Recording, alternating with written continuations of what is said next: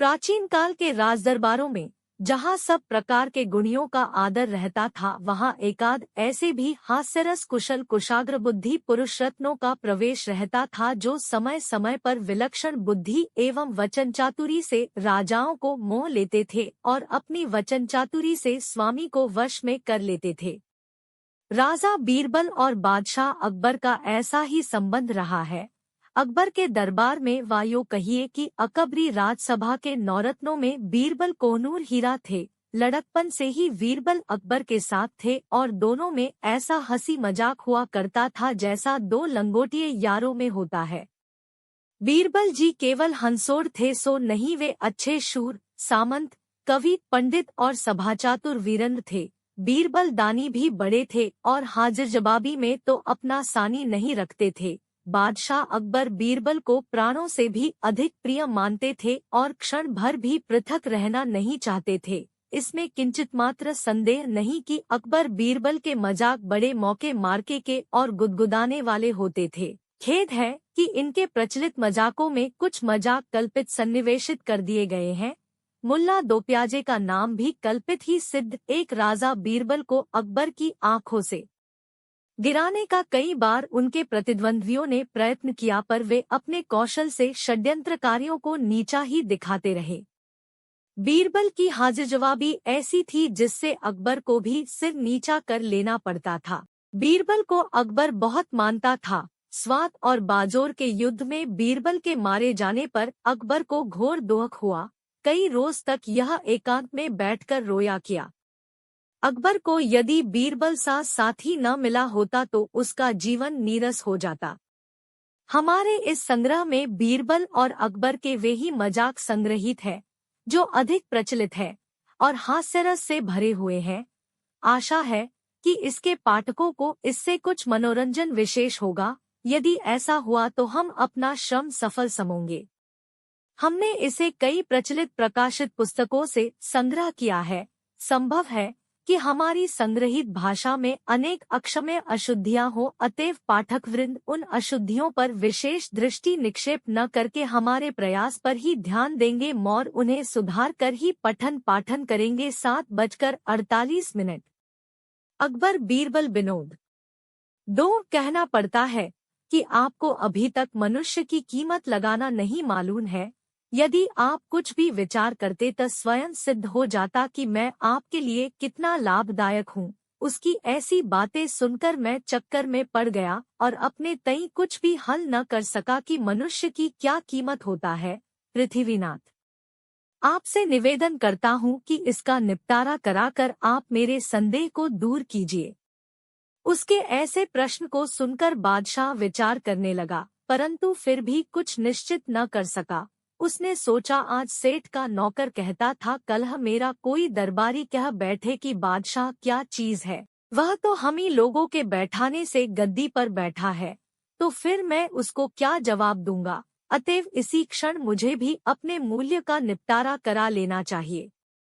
बादशाह ने उस आदमी के प्रश्न को अपनी सभा में दोहराकर साहसों से अपना मूल्य पूछा। लोग चकराए कि बादशाह के प्रश्न का क्या उत्तर देना चाहिए। इसी बीच एक वृद्ध पुरुष जो बीरबल से ईर्ष्या करता था बोला, गरीब परवर, इस उपस्थित जनता के बीच बीरबल की ही बुद्धि बड़ी है, अतएव इसका निपटारा उसी के द्वारा होना चाहिए। वृद्ध की यह युक्ति बादशाह के मन में बैठ गई और बीरबल से पूछा, बीरबल, क्या तुम बतला सकते हो कि मेरा मूल्य और वजन क्या है। बादशाह का प्रश्न सुनकर बीरबल विचारपूर्वक बोला, पृथ्वीनाथ, यह जौहरियों का काम है, क्योंकि मूल्य लगाना वे ही जानते हैं। यदि हुक्म हो तो एक आन में शहर के तमाम ओहरी, शर्राफ और साहूकारों को बुलवा लूं। वृद्ध की मंशा बीरबल को फांसने को थी, परंतु बीरबल ने अपनी बुद्धिबल से उसी को फंसा दिया, क्योंकि वह भी जौहरी ही था। बादशाह के हुक्म से नगर के सब जौहरी, सर्राफ और साहूकार बुलवाए गए। वह शाह का वजन और मूल्य निश्चित करें। यह सुनकर वे जौहरी अवाक हो गए। किसी की समझ में न आया कि हवा का मूल्य और वजन कैसे निश्चित किया जावे। अंत में उनका सरदार गिड़गिड़ाता हुआ बोला, गरीब परवर, इस समय हम लोग सरकारी सूचना पाकर तुरंत भागे चले आ रहे हैं। जिस कारण हमारा हृदय भय विह्वल हो रहा है। हमको कुछ देर की मोहलत मिले तो एक जगह अलग बैठकर आपस में विचार कर उत्तर दें। बादशाह ने उस सरदार की बात स्वीकार कर ली और उनकी मदद के लिए बीरबल को भी उनके साथ कर दिया। बीरबल उनको लेकर एक अलग कमरे में चला गया।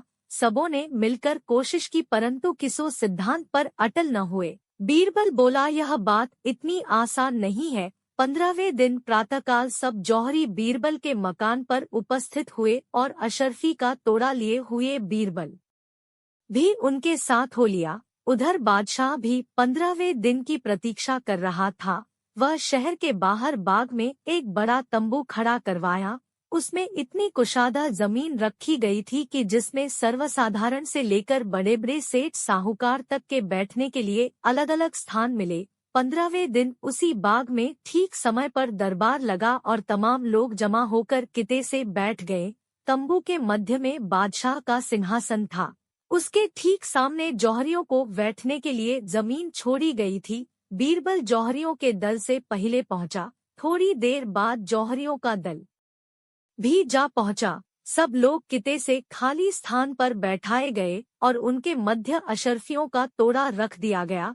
फिर क्या पूछना था। उनमें से प्रत्येक जौहरी एक दो अशरफी को तराजू पर रखकर बटखरे से तौलना शुरू किए। कुछ कालोपरांत एक जौहरी बोला, मिल गई, मिल गई, मिल गई।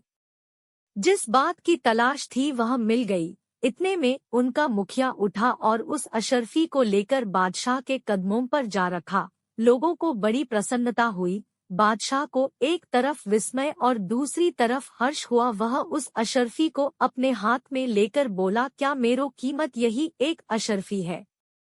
Table of contents. Akbar Birbal की मजेदार 5 कहानियां। अकबर बीरबल की कहानी -1। अकबर बीरबल की कहानी 4, बेफिक्र और चिंता मुक्त कौन। तो सभी दरबारियों ने गंगा नदी के जल को सबसे उत्तम बताया और गंगा नदी के गुण गिनाने लगे। लेकिन बीरबल चुपचाप बैठकर सबकी बातें सुन रहे थे। तो इतने में बादशाह अकबर ने बीरबल से यही प्रश्न पूछा तो बीरबल ने तुरंत यमुना नदी के जल को उत्तम बताया। यह उत्तर सुनकर अकबर तुरंत गुस्से हुए और बोले, बीरबल आप अपना दिमाग कहाँ रख आए हो जो ऐसा बोल रहे हो। तुम्हारे ही ग्रंथों में गंगा नदी का गुणगान किया गया है और गंगा नदी की विशेष महिमा है, लेकिन तुम यमुना नदी के जल को उत्तम बता रहे हो। तब बीरबल बोले, हाँ जहाँपनाह, जो मैंने बोला वो सही बोला है कि यमुना नदी का जल उत्तम है, क्योंकि हमारे ग्रंथों में गंगाजल तो अमृत के समान बताया गया है और अमृत की तुलना जल से नहीं की जा सकती है, इसलिए यमुना नदी का ही जल उत्तम है।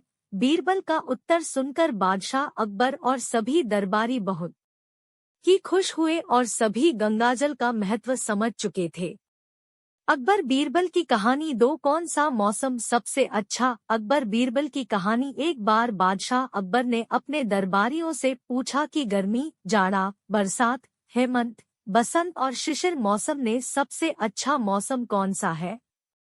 तो किसी ने गर्मी, बरसात, तो किसी ने जाड़ा, तो किसी बसंत का मौसम सबसे अच्छा बताया। लेकिन बादशाह अकबर अपने दरबारियों के उत्तर से संतुष्ट नहीं हुए और यही सवाल बीरबल से किया। तो हाजिर जवाब के लिए जगप्रसिद्ध बीरबल ने तुरंत जवाब दिया और बताया कि एक इंसान के लिए पेट भरे का मौसम सबसे अच्छा लगता है, यानी जब हम खाली पेट भूखे रहे तो कोई भी मौसम अच्छा नहीं लगेगा और जब हमारा पेट भरा रहेगा तो हर मौसम हम सबको अच्छा लगेगा। बीरबल के जवाब से अब बादशाह अकबर संतुष्ट हो चुके थे। ईमानदार गरीब किसान की कहानी। अकबर बीरबल की कहानी 3, हर वक्त कौन चलता है। एक दिन बादशाह अकबर ने अपने दरबारियों से पूछा कि हर वक्त कौन चलता है। तो उत्तर में किसी ने पृथ्वी, किसी ने सूर्य, तो किसी ने चंद्रमा बताया। तो फिर इसके बाद बादशाह अकबर ने यही सवाल बीरबल से किया तो बीरबल न जवाब देते हुए कहा, जहाँपनाह, एक महाजन का ब्याज हर समय चलता रहता है और इसे चलते हुए कभी भी थकावट भी महसूस नहीं होती है। यह उत्तर सुनकर बादशाह अकबर बहुत प्रसन्न हुए। अकबर बीरबल की कहानी 4, बेफिक्र और चिंता मुक्त कौन। एक बार बादशाह अकबर ने अपने दरबार में बैठे दरबारियों से पूछा कि इस संसार में बेफिक्र और चिंतामुक्त कौन है, जिसे किसी तरह की कोई चिंता नहीं होती है। यह प्रश्न सुनकर सभी दरबारी चुप हो गए, किसी के पास कोई जवाब नहीं था। तब अकबर ने सवाल का जवाब बीरबल से पूछा तो बीरबल ने तुरंत जवाब देते हुए कहा, एक 5 साल का बच्चा बेफिक्र और चिंतामुक्त होता है, उसे किसी भी प्रकार की कोई चिंता नहीं होती है। यह उत्तर सुनकर सभी बीरबल की वाहवाही करने लगे और बादशाह अकबर भी प्रसन्न हो गए। अकबर बीरबल की कहानी 5 किसका अच्छा। एक बार बादशाह अकबर ने बीरबल की अनुपस्थिति में अपने दरबारियों से 5 प्रश्न किए जो इस प्रकार थे। पहला प्रश्न, फूल किसका सबसे अच्छा। दूसरा प्रश्न, दूध किसका सबसे अच्छा। तीसरा प्रश्न, मिठास किसकी अच्छी। चौथा प्रश्न, पत्ता किसका अच्छा। पांचवा प्रश्न, कौन राजा सबसे अच्छा। यह सभी प्रश्न सुनकर सभी दरबारी आपस में